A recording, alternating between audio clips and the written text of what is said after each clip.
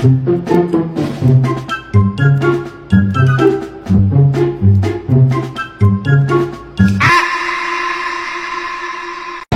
seperti Bung Hatta, ya, salah satu wakil presiden sebagai bapak proklamasi juga gitu, itu juga sah-sah aja. Cuman kan beda isi kepala.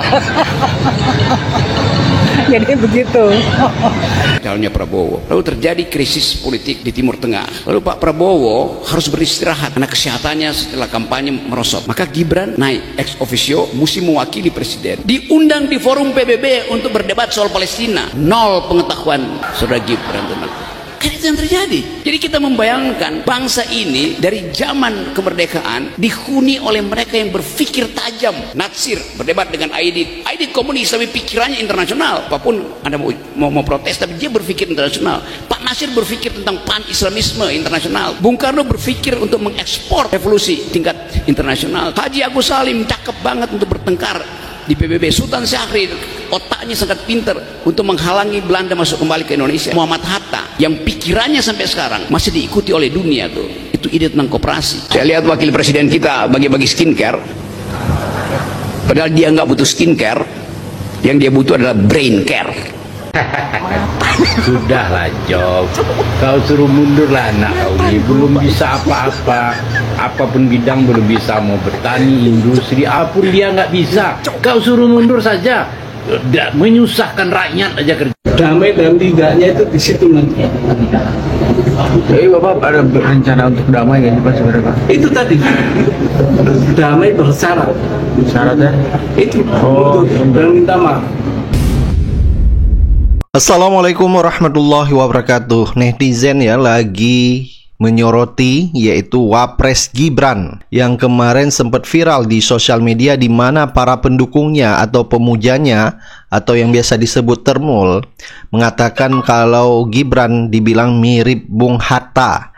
Nah, sampai pada akhirnya pun ya, Deddy Sitorus dari politisi PDIP mengatakan pakaian boleh ditiru tapi isinya kepala mustahil. Jadi kita lihat ya, Gibran mulai dari kacamata, baju ya memang meniru seperti Bung Hatta. Jadi di saat kemarin ya Gibran menghadiri HUT TNI yang ke-80, beda sekali penampilannya Gibran ya. Jadi sepertinya memang pendukungnya sudah men-setting Gibran harus mirip Bung Hatta. Tetapi ini malu-maluin ya. Kalau kata netizen, ini Wapres adalah Wapres yang dipaksakan dengan merubah konstitusi, tetapi isi kepalanya pun ya jauh sekali apa yang diharapkan oleh masyarakat. Bahkan netizen mengatakan uang negara habis triliunan rupiah hanya mendapat kualitas Wapres seperti ini.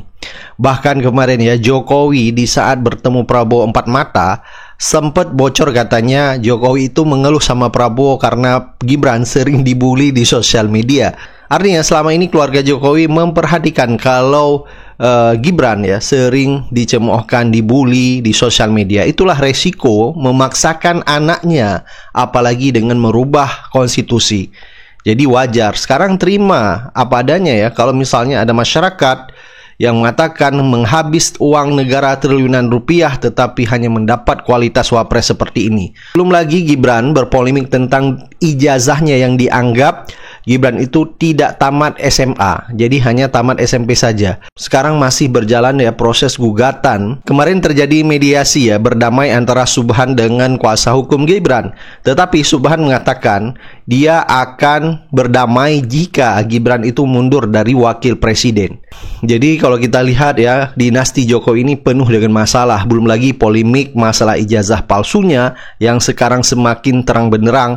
Belum lagi polemik tentang ijazah anaknya yang tidak tamat SMA. Kalau ini terus dibiarkan, maka jangan salahkan rakyat atau masyarakat maupun netizen di sosial media kalau Gibran ataupun bapaknya selalu menjadi bahan olok-olokan netizen di sosial media. Baik, coba kita dengar ya beberapa komentar netizen ya.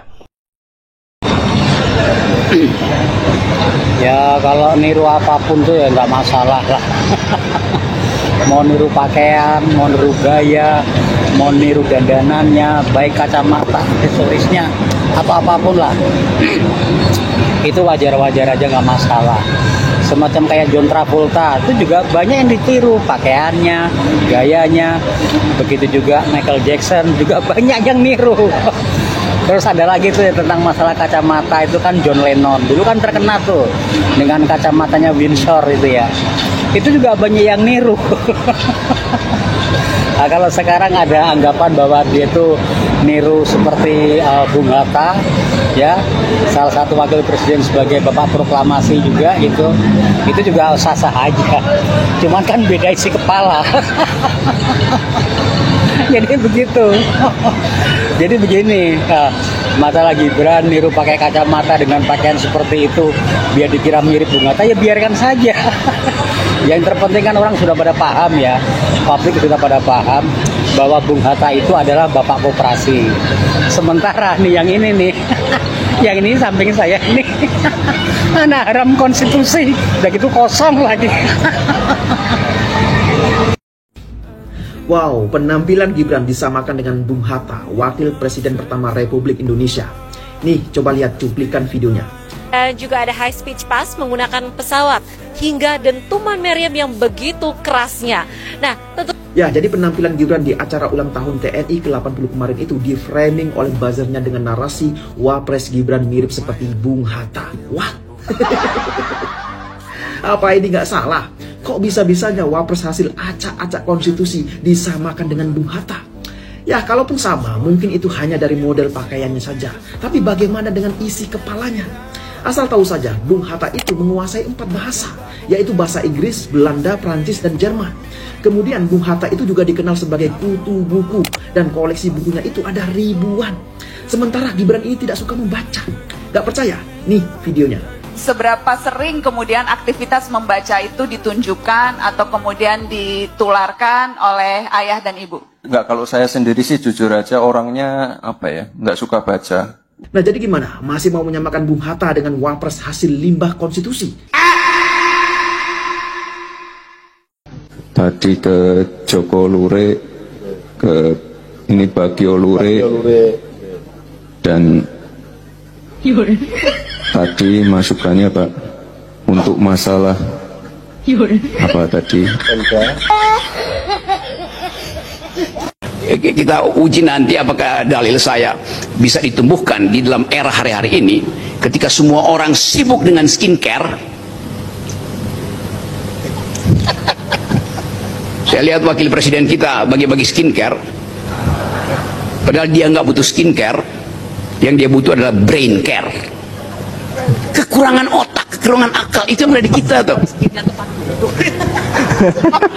Kan kita mesti uji lebih dari awal. Jadi kenapa kita mesti bicara begitu? Karena pada akhirnya yang kita sebut sebagai public policy adalah kapasitas berpikir dari pejabat publik. That's all. Assalamualaikum warahmatullahi wabarakatuh. Tetapi kalau pertemuan antara dua tokoh, tentu itu bukan pertemuan dua sahabat di dalam kondisi politik hari-hari ini kan. Jadi tetap orang mulai membaca apakah kegelisahan Pak Jokowi tentang keadaan anak-anaknya, terutama Pak Gibran, dan belakangan ada Pak Bobi Nasution yang adalah gubernur Sumatera Utara. Itukah yang jadi tema utama sehingga ada urgensi Pak Prabowo menerima Pak Jokowi, atau ada urgensi Pak Jokowi ingin bertemu dengan Pak Prabowo? Kan semua itu soal yang dengan mudah hermeneutic of suspicion kita itu, kecurigaan untuk mengetahui itu datang dari fakta-fakta itu. Nah, kita coba ulas itu mungkin di dalam upaya untuk memahami yang orang sebut nasibnya Jokowi sih apa sebetulnya ujungnya. Nasibnya Pak Gibran apa, nasibnya Pak Bobi apa, kan itu udah jadi causa celebre, jadi sesuatu kasus yang diselebritikan, dibicarakan maksudnya secara luas. Jadi tentu orang akhirnya pergi pada semacam dugaan yang makin masuk akal bahwa pasti itu yang dibicarakan adalah soal keluarga Pak Jokowi yang mulai terlihat gelisah tuh karena tekanan dari BEM, tekanan MAKMA, tekanan internasional untuk membuka sebetulnya korupsinya seberapa jauh sih yang melibatkan dinasti politik Pak Jokowi itu. Jadi ini yang saya anggap sebagai kecerdikan kita untuk membaca psikologi di belakang pertemuan pertemuan politik antara Pak Prabowo dan Pak Jokowi kemarin. Bapak menggugat ijazah SMA dari Mas Gibran, didaftarkan pada akhir Agustus lalu di Pengadilan Negeri Jakarta Pusat. Dan saya baca petitumnya atau gugatannya, Bapak meminta agar majelis hakim menyatakan Gibran Rakabuming Raka dan KPU melakukan tindakan perbuatan melawan hukum. Nah, perbuatan hukum apa Pak yang dilakukan oleh mereka dan bukti-bukti apa yang Bapak miliki? Begini, sebelum jauh, pertama-tama kenapa saya menggugat Gibran? Karena menurut saya, dia memenuhi syarat untuk digugat. Nah, gugatan apa yang saya pilih? Kenapa perbuatan melawan hukum? Karena menurut kesimpulan saya, kesimpulan hukum, bahwa sudah terjadi perbuatan melawan hukum. Apa perbuatan melawan hukumnya?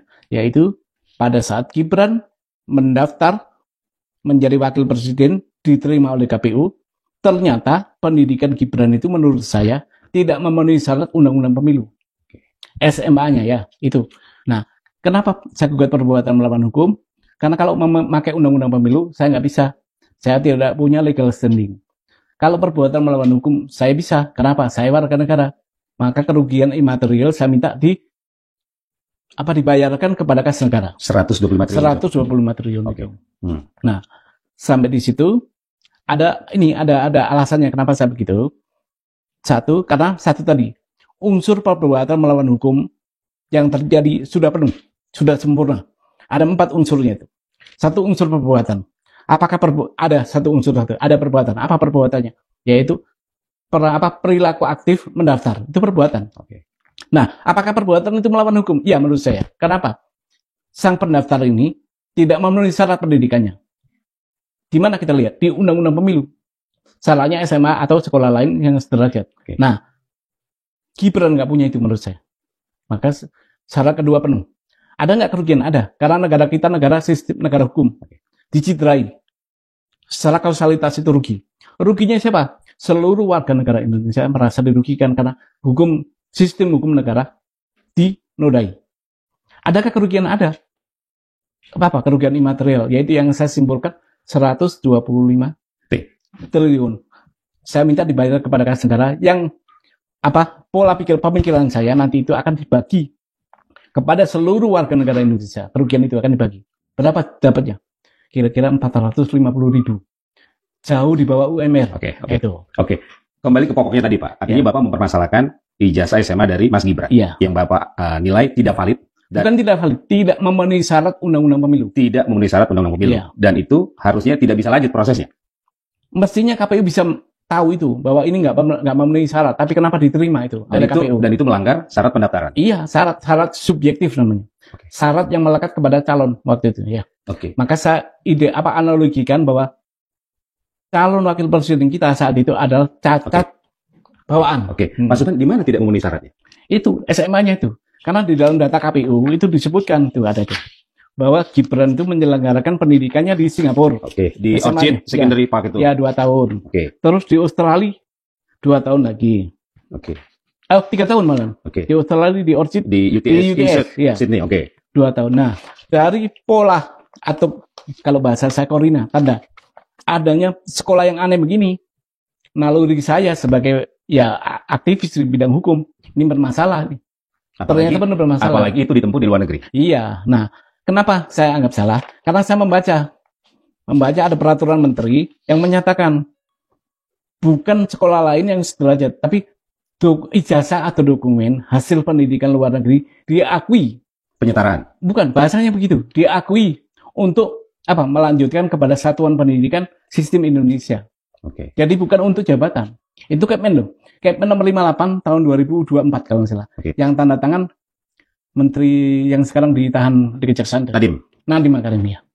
Intinya Pak Subhan menilai bahwa Gibran tidak memiliki ijazah SMA sebagai syarat minimal. Itu kesimpulan saya makanya. Dengan melihat riwayat pendidikan itu tadi. Tapi menurut Pak Subhan, kenapa proses ini bisa lanjut? Maksud saya tahapan pilpres waktu itu? Ya, itu praduga aja. KPU sebenarnya tahu nih. Kenapa begini? Saya praduga saya ada relasi kuasa gelap yang melingkupi mereka ini, sehingga meloloskan seorang calon yang tidak memenuhi syarat itu. Artinya sebagai dalam tanda kutip panitia pilpres, KPU harusnya tahu ini. Harusnya tahu. Bagaimana dengan aparat hukum? aparat hukum yang melingkupi ini seharusnya juga tahu. Karena apa? Karena di sana kan ada apa istilahnya gabungan atau apa itu namanya yang ada Forkompinda gitu. Ya harus tahu ini. Oke, dan setahu saya ketika tahapan Pilpres 2024, Pak Subhan juga sudah mempermasalahkan ini. Ada, tapi nggak sampai ke hukum ya. Iya, artinya, wacana aja. Iya, artinya Pak Subhan sudah menyampaikan warning kan, bahwa ada masalah dengan ijazah SMA dari Mas Gibran ini. Saya waktu melihat ada 2 kandidat yang bermasalah. Satu wakil presiden ini, kedua kandidat presiden. Ada masalah menurut saya. Tapi waktu itu hanya sebatas warning, tidak ada upaya hukum. Ada upaya hukum justru kandidat presiden. Yang untuk Mas Gibran tidak dilakukan. Belum. Artinya bahwa ini belum menjadi persoalan serius saat itu. Serius. Nggak, maksud saya, ini kan tidak membesar begitu kan? Iya, nggak membesar karena belum saya launching ke pengadilan. Jadi nggak ada gaungnya. Begitu saya taruh di pengadilan, ternyata membesar ini. Baik. Dari data-data bukti-bukti yang Pak Subhan miliki, apa kesimpulan yang bisa Pak Subhan sampaikan dari kasus riwayat pendidikan atau ijazah Mas Wapres ini? Yaitu kesimpulan saya, Wapres ini tidak memiliki riwayat pendidikan SMA atau sekolah lain yang sederajat. Itu dari data yang ada ya. Datanya dari mana? Dari KPU. Gitu.